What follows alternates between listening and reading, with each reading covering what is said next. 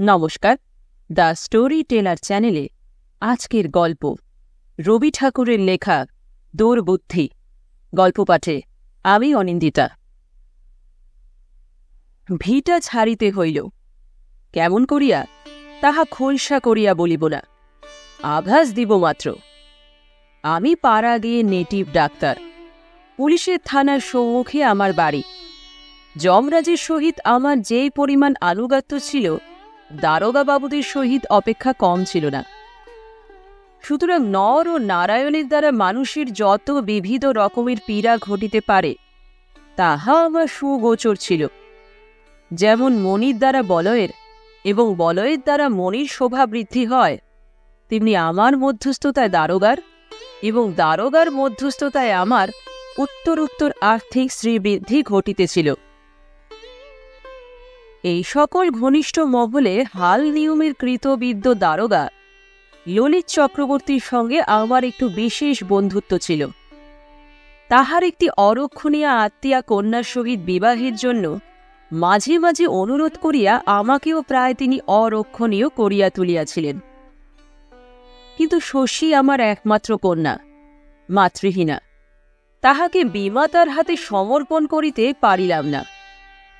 বর্ষে বর্ষে নতুন পঞ্জিকার মতে বিবাহের কত শুভ লগ্নই ব্যর্থ হইল। আমারই চোখের সম্মুখে কত যোগ্য এবং অযোগ্য পাত্র চতুর্দোলায় চড়িল।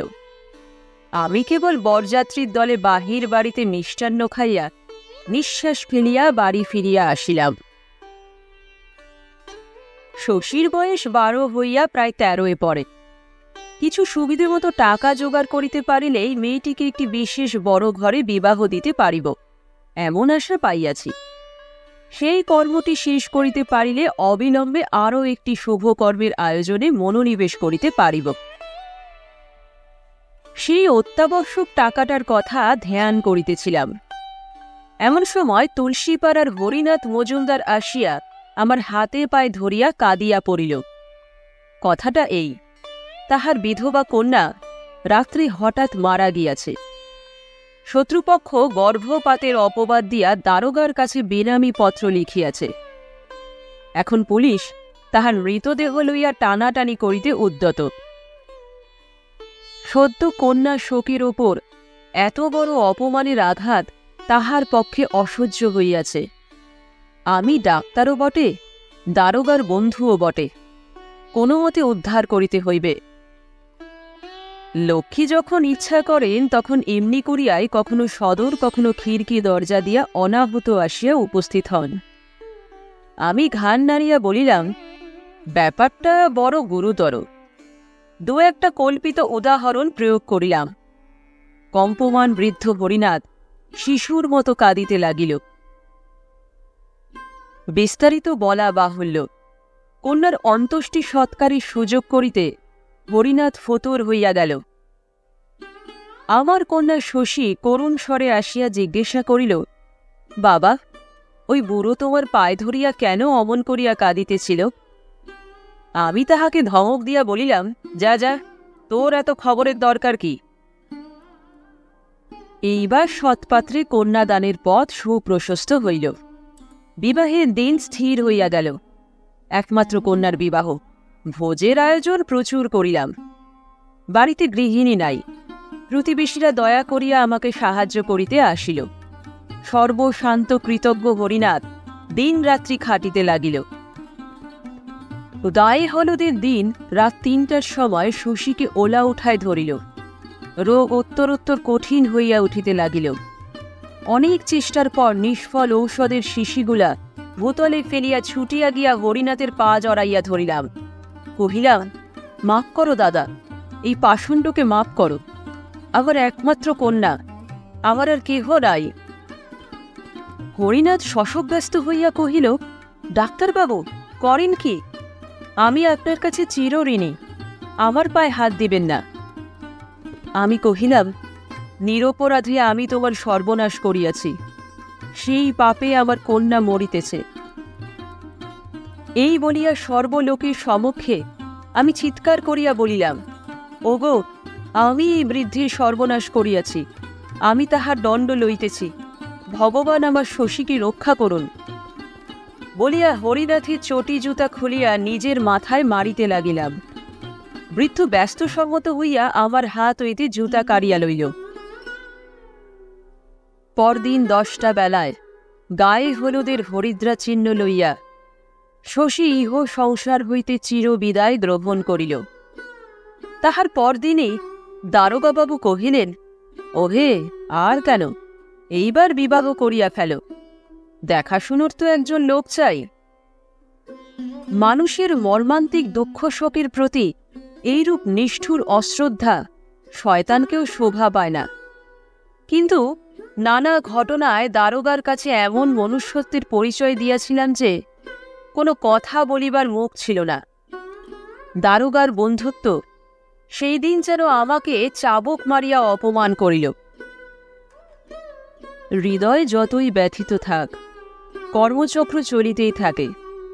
আগেরকার মতোই ক্ষুধার আহার, পরিধানের বস্ত্র, এমনকি চুলার কাষ্ঠ এবং জুতার ফিতা পর্যন্ত পরিপূর্ণ উদ্যমে নিয়মিত সংগ্রহ করিয়া ফিরিতে হয়।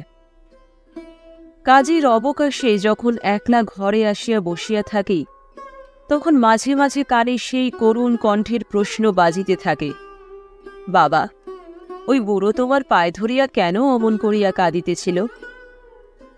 দরিদ্র হরিনাথের জীর্ণ ঘর নিজ ব্যয়ে ছাইয়া দিলাম। আমার দুগ্ধবতী গাভীটি তাহাকে দান করিলাম। তাহার বন্ধকি জোট জমা মহাজনের হাত হইতে উদ্ধার করিয়া দিলাম। কিছুদিন সদ্য শোকের দুঃসহ বেদনায় নির্জন সন্ধ্যায় এবং অনিদ্র রাত্রে কেবলই মনে হইত আমার কোমল হৃদয়া মেয়েটি সংসার লীলা শেষ করিয়াও তাহার বাপের নিষ্ঠুর দুষ্কর্মে পরলোকে কোনো মতেই শান্তি পাইতেছে না।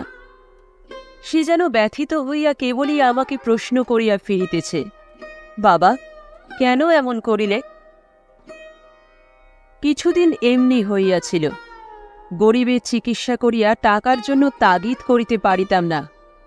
কোনো ছোট মেয়ের ব্যাম হইলে মনে হইত আমার শশী যেন পল্লীর সমস্ত রুগ্না বালিকার মধ্যে রোগ ভোগ করিতেছে। তখন পুরা বর্ষায় পল্লী ভাসিয়া গিয়াছে। ধানের ক্ষেত এবং গৃহের অঙ্গন পার্শ্ব দিয়া নৌকায় ফিরিতে হয়। ভোর রাত্রি হইতে বৃষ্টি শুরু হইয়াছে, এখনো বিরাম নাই। জমিদারের কাছারি বাড়ি হইতে আমার ডাক পড়িয়াছে। বাবদের পানসির মাঝি সামান্য বিলম্বটুকু সহ্য করিতে না পারিয়া উদ্ধত হইয়া উঠিবার উপক্রম করিতেছে। ইতিপূর্বে এরূপ দুর্যোগে যখন আমাকে বাহির হইতে হইত, তখন একটি লোক ছিল যে আমার পুরাতন ছাতাটি খুলিয়া দেখিত তাহাতে কোথাও ছিদ্র আছে কিনা, এবং একটি ব্যগ্র কণ্ঠ বাদলার হাওয়া ও বৃষ্টির ছাট হইতে সযত্নে আত্মরক্ষা করিবার জন্য আমাকে বারংবার সতর্ক করিয়া দিত।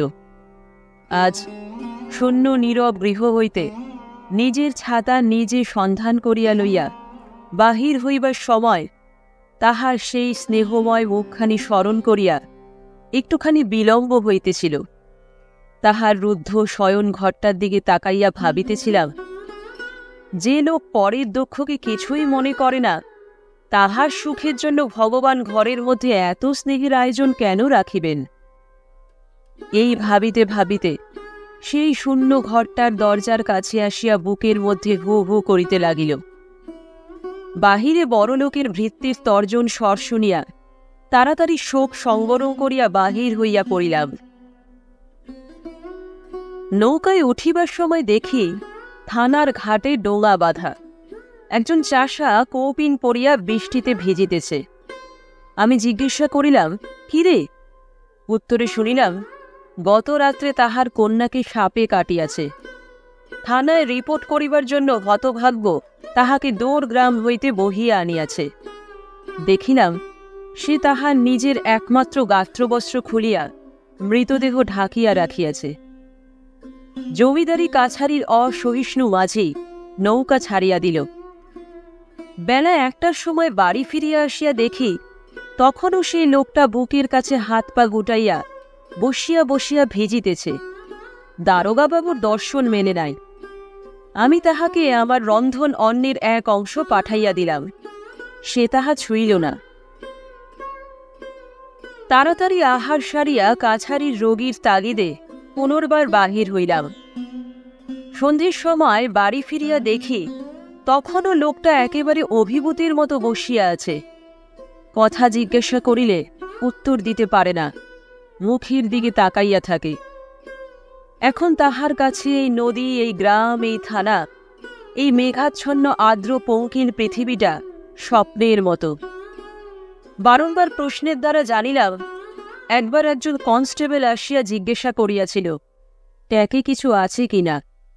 সে উত্তর করিয়াছিল সে নিতান্তই গরিব, তাহার কিচ্ছু নাই।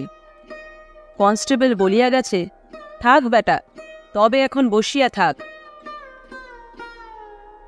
এমন দৃশ্য পূর্বেও অনেকবার দেখিয়াছি, কখনো কিছুই মনে হয় নাই। আজ কোনো মতেই সহ্য করিতে পারিলাম না। আমার শশীর করুণা গদগদ অব্যক্ত কণ্ঠ সমস্ত বাদলার আকাশ জুড়িয়া বাজিয়া উঠিল। ওই কন্যাহারা বাক্যহীন চাষার অপরিমেয় দুঃখ আমার বুকের পাঁজরগুলাতে যেন ঠেলিয়া উঠিতে লাগিল। দারোগাবাবু বেতের মোড়ায় বসিয়া আরামে গুড়গুড়ি টানিতেছিলেন। তাহার কন্যা দায়গ্রস্ত আত্মীয় মেশটি আমার প্রতি লক্ষ্য করিয়াই সম্প্রতি দেশ হইতে আসিয়াছেন। তিনি মাদুরের ওপর বসিয়া গল্প করিতেছিলেন। আমি একদমে ঝড়ের বেগে সেখানে উপস্থিত হইলাম। চিৎকার করিয়া বলিলাম, আপনারা মানুষ না পিশাচ?